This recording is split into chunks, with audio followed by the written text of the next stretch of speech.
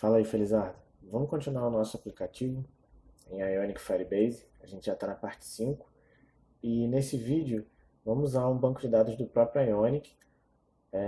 Vamos continuar exatamente onde a gente parou no último vídeo, que a gente estava configurando o Real-Time Database no Firebase e a gente vai começar a pensar agora na estrutura que a gente vai salvar esses dados lá.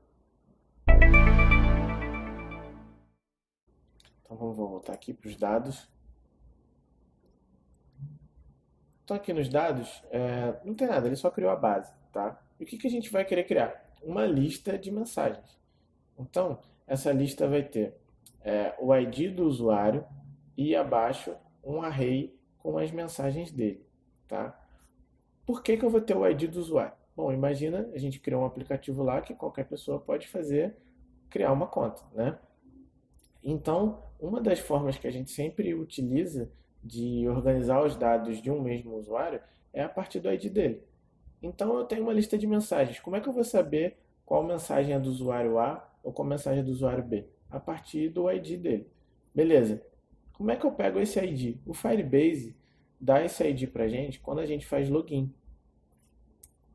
Lembra lá a nossa tela de login? Vamos fazer o seguinte, vamos voltar lá no editor. Vamos vir aqui na página de login. E aqui, ó, quando ele faz login, ele passa um parâmetro que a gente não usou aqui, tá? Mas ele passa um parâmetro. Então vamos fazer o seguinte, vamos colocar aqui, ó, response. E eu vou colocar aqui um console log response, tá? Então, o que o Firebase me responder quando fizer o login, eu vou imprimir no console, tá? Só tem um detalhe aí que a gente ainda não criou um botão para fazer logout, então eu já estou logado, né? Mas a gente pode vir aqui em cima da barra de navegação, na barra de endereço, aliás, tirar o endereço aqui, voltar para a página de login, tá? Só para testar isso. Então vou clicar aqui novamente em fazer login, deixa eu visualizar aqui o console, vamos lá. teste@teste.com, senha. Bom, então fez login aqui. E olha só, os dados lá que ele imprimiu pra gente, ó. Ele trouxe aqui os dados do usuário. E aí ele trouxe um monte de informação, tá? E dentro dos dados do usuário, ele trouxe aqui, vou salvar aqui como uma variável, só fazer isso aqui, ó. temp1.uid.user.uid. Isso aqui é o ID do meu usuário lá no Firebase, beleza? Então isso aqui é um ID único mesmo, que toda vez que o usuário criar uma conta lá na nossa aplicação no Firebase, ele vai gerar um código aqui diferente. Então isso aqui é o ideal para a gente agrupar as mensagens do usuário lá. Bom, então a gente precisa ter esse dado para poder salvar lá as tarefas, né, dentro lá da caixinha, vamos dizer assim, do usuário correto. E a gente também vai precisar desse dado para buscar as mensagens do usuário correto. Então, o que a gente vai fazer? Bom, a gente vai usar agora o storage do Ionic. Então, vamos voltar aqui na documentação da Ionic. E aqui, ó, do lado esquerdo, ele já tem aqui, ó, storage, tá? Na versão 1 do Ionic, eu inclusive fiz um aplicativo usando a versão 1 do Ionic. Eu usava muito local storage, tá? Que é um pequeno banco que tem no próprio navegador, tá?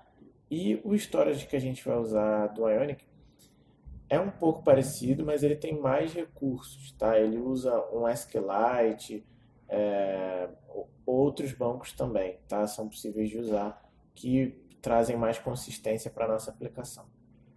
Beleza, como é que eu faço para instalar? Então, para instalar, eu tenho que fazer isso aqui, ó. Ionic Cordova Plugin Add Cordova SQLite Storage. Vamos fazer isso. Então, vou copiar aqui, vou lá no terminal, vou aqui na outra aba, né? Deixa eu dar um zoom aqui. Beleza. Entrar na pasta do projeto.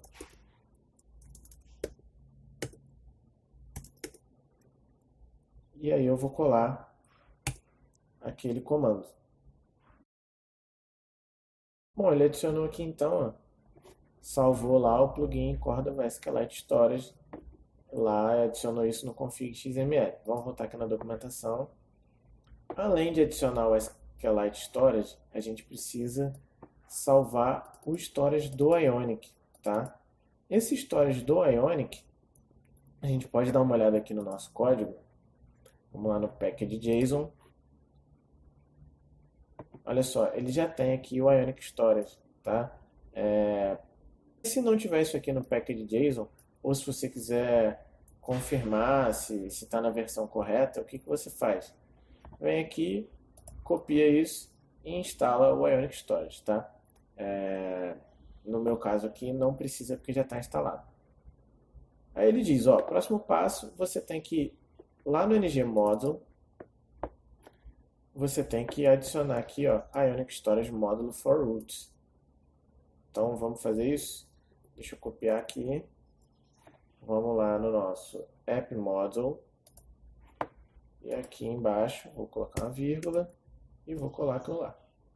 E aí, ó, ele disse para mim aqui, opa, eu não conheço esse Ionic Storage Módulo, porque aqui em cima eu tenho que importar ele. Lá na documentação também tem aqui, ó, import. Vamos copiar essa linha e vamos jogar aqui em cima. Beleza. Vamos voltar na documentação. Bom, e aí ele diz, ó, dentro dos meus componentes ou páginas, eu tenho que fazer o seguinte, eu tenho que importar o storage. E aí eu vou colocar ele aqui no construtor e vou usar ele. Storage set, storage get. Beleza? Então vamos lá. Vamos importar ele lá no componente de login. Por quê? Vamos entender o que a gente vai fazer. Quando o usuário fizer login, eu vou pegar aqueles dados lá que eu mostrei no console, né, o user ID, vou salvar no storage, vou salvar na base de dados, para quando a gente chegar na outra página, na página de start, eu possa consultar aquele dado ali quando eu precisar, tá? Então vamos fazer isso. Vamos aqui em login, vamos aqui em cima, importar o storage. Ele fica assim mais apagado no VS Code, por isso que eu indico usar o VS Code. Ele fica apagado porque eu ainda não usei esse cara. Então beleza. Ele até me avisa aqui, ó. Storage foi declarado, mas nunca foi usado, nunca foi lido, né? Então aqui dentro do construtor, eu vou lá, public storage. Beleza. Agora ficou coloridinho, tá vendo? Que agora eu estou usando. E aqui, ó, no login, né? Então aqui eu nem vou querer mais esse alert. Vou tirar esse alert daqui. Vou tirar esse console log também. E aí eu vou salvar no banco nesse momento aqui. Então vou fazer o seguinte, ó. This storage ponto set. E aí no set, olha só, ele me diz que eu tenho que passar duas coisas. Eu tenho que passar uma chave, que é uma string, e um valor, que pode ser qualquer coisa. Então, o que é essa chave? Essa chave é um nome que depois a gente vai buscar. Então, se eu salvar como usuário, depois eu vou ter que buscar como usuário, beleza? Então, eu vou salvar aqui a chave. Ela vai ter o nome de user. E o valor que eu vou salvar é o seguinte, ó. response.user.uid, tá? Eu só vou salvar o ID do usuário, porque é o que eu quero usar. Eu poderia salvar todos os dados do usuário e depois lá pegar só o ID, tá? Dependendo do que eu quiser fazer, é até melhor. Mas aqui no caso, eu sei que eu só vou usar o ID do usuário mesmo, então é isso que eu quero verificar aqui, tá? Beleza. Uma coisa que eu posso fazer aqui, se eu quiser, é o seguinte, só redirecionar para a página, né, para Start Page, depois que salvar lá. Por quê? Senão vai dar erro aqui, se lá na página eu vou consultar, né? Então eu vou fazer o seguinte aqui, ó, then Então eu estou dizendo, ó, quando salvar, quando você terminar de salvar, aí você redireciona para a página de sucesso, tá?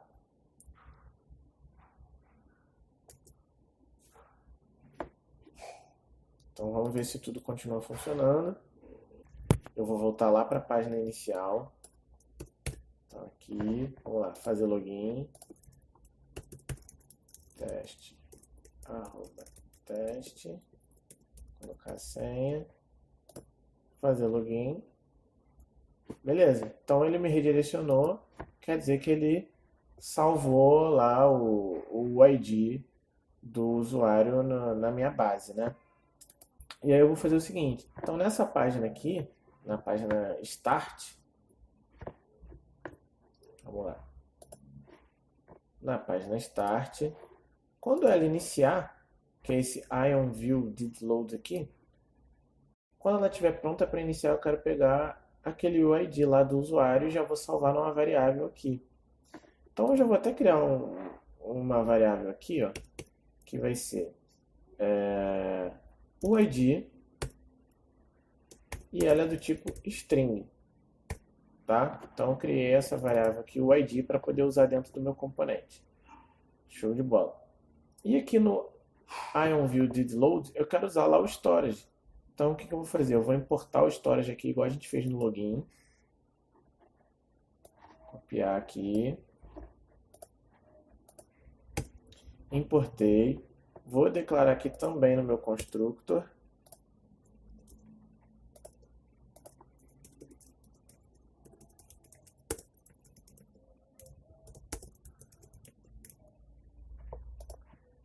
Beleza. E aqui, olha só, eu quero pegar aquele valor, né? Então aqui no login eu usei o set para setar. E para pegar, então thisStorage.get. Então thisStorage.get. E aí, olha só, para pegar eu tenho que passar a chave, né? Então, qual é o nome da chave que a gente usou lá? User. Então vou passar aqui user. E aí, de novo, quando ele terminar, então, ó, consegui salvar, consegui pegar o usuário, aliás,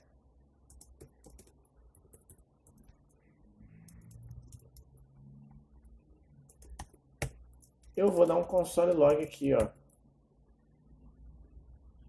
Vou colocar aqui resolve. Então, imprime aí esse resolve para eu saber o que é isso que você trouxe. Vamos ver lá como é que funcionou isso.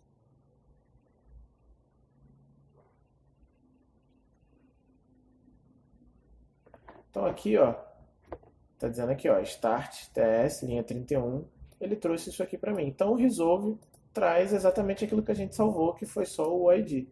Beleza? O que a gente quer fazer? Jogar esse UID para cá, ó. Então a gente não criou uma propriedade aqui, ó, UID. Então eu quero fazer o seguinte, eu quero que essa propriedade this.uid ela vai receber o resolve que a gente viu lá, que é a string, né, com um ID do usuário, tá? E por enquanto eu não vou fazer nada, tá? É isso. Eu só preciso guardar isso numa variável para a gente usar quando a gente for se conectar com o Firebase. Beleza. Tem uma outra questão aqui que por enquanto a gente não está fazendo nada quando clica no botão adicionar tarefa, né? Olha só. Não está fazendo nada. Então, vamos criar uma função. Essa função, vamos chamar de addTask.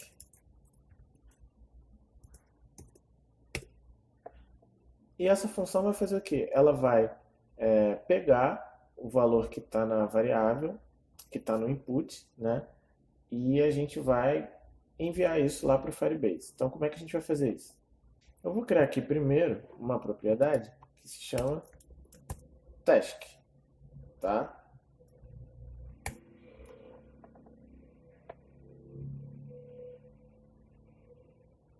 E aqui, ó, eu vou dizer que eu vou receber uma task que é uma string. E por enquanto, eu vou só dar um console log nessa task. Ok. Lá no HTML, a gente tem que dizer que esse input aqui, o texto que tem nele, vai ser a task. Então eu vou usar aqui o ngModel. ngModel task. Esse ngModel aqui, com parênteses e com aqui a chave, colchete, aliás, se você já usou o Angular 1, ou o Ionic 1 também, que usava o Angular 1, você deve estar lembrado do ngModel, que era o que a gente fazia o two-way data binding, ou seja, eu conectava minha view, meu HTML com o meu arquivo de lógica, ou seja, eu criei lá uma propriedade que se chama task, e eu estou dizendo aqui que esse cara é task. Qualquer alteração que eu fizer lá na task, se eu lá no código falar assim, task recebe 1, o meu input vai receber 1. E qualquer alteração que tiver aqui, aquela task que está lá no código também vai mudar. Vamos ver aqui embaixo aqui, ó. Vamos imprimir essa task aqui, ó. Então vamos interpolar aqui, task. Só para você entender um pouco do que, caso você não conheça esse conceito, tá? Então, ó, tá vendo? Conforme eu vou digitando, ele está alterando aquela propriedade que eu criei com o nome de task. Excelente, isso que eu quero. Só que eu vou fazer o seguinte, ó, quando eu clicar nesse botão aqui, deixa eu apagar aqui, né? Quando eu clicar nesse botão, então no clique, eu quero que você chame a função add task, e eu quero que você passe para ela essa task que está aqui. Então, no momento que clicar, eu quero que passe lá a task, tá? E lembrando que aqui a gente botou um console log, então ele vai imprimir. Vamos testar isso. Então, adicionei aqui primeira tarefa. Show de bola. Ele imprimiu aqui essa primeira tarefa. Só quero fazer uma coisa. Eu não quero que o botão fique habilitado se tiver menos de 3 letras. Porque senão, olha só, o usuário vai conseguir imprimir, né, um valor vazio aqui. Vai conseguir mandar um valor vazio lá para a nossa aplicação. Eu poderia fazer uma validação melhor, tá? Mas eu vou fazer aqui o básico. A gente até fez parecido nos outros vídeos, que vai ser o seguinte, ó. Eu vou usar o disable. Quando é que vai estar disable? Quando task.length, ou seja, quando o número de caracteres de task for menor do que 3. Então, se task.length for menor do que 3, ele vai desabilitar o botão.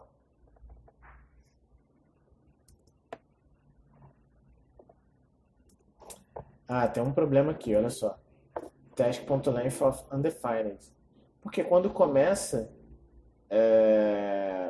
não existe a task ainda, né? Quando a view é carregada, não existe a task ainda. Então, o que eu vou fazer?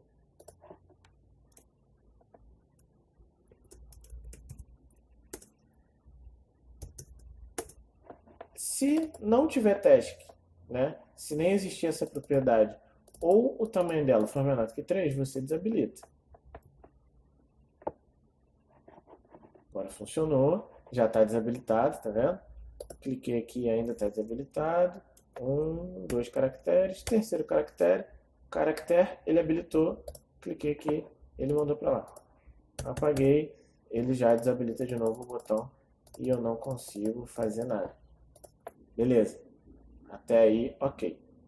Bom, então agora no próximo vídeo a gente vai começar a realmente enviar os dados para o Firebase e pegar os dados do Firebase. Beleza? Não esquece de deixar seu like, se inscrever para ficar sabendo de todos os vídeos aí que vão rolar e até o próximo.